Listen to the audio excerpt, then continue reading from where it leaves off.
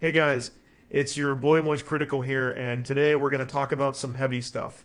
Antonia Bernath, famous for her roles in Downton Abbey and Trinian's, recently opened up about the years of violence she endured at the hands of her father during the 90s, and damn, it's a tough story.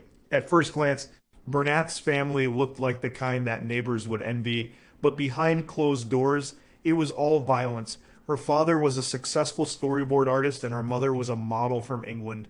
But all of that didn't stop the father from using her cart as a balance for his gun while he'd shoot groundhogs.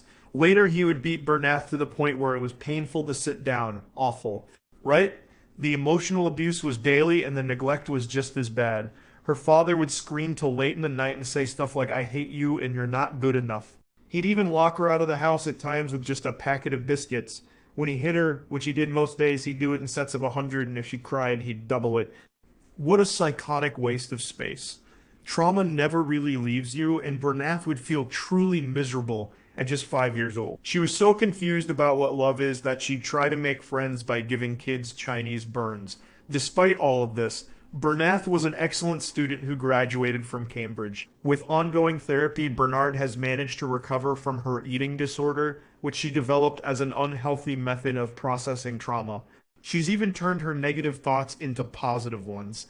Now, she's aware that 50% of people who have been abused in childhood end up in domestic abuse situations, but with her husband, Ollie, she's managed to break the cycle of abuse for good.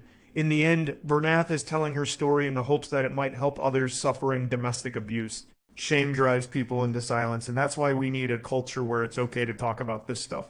Domestic abuse is estimated to affect about 1 in 4 women and 1 in 10 children. So we need to do whatever is possible to change that. That's about it. See ya.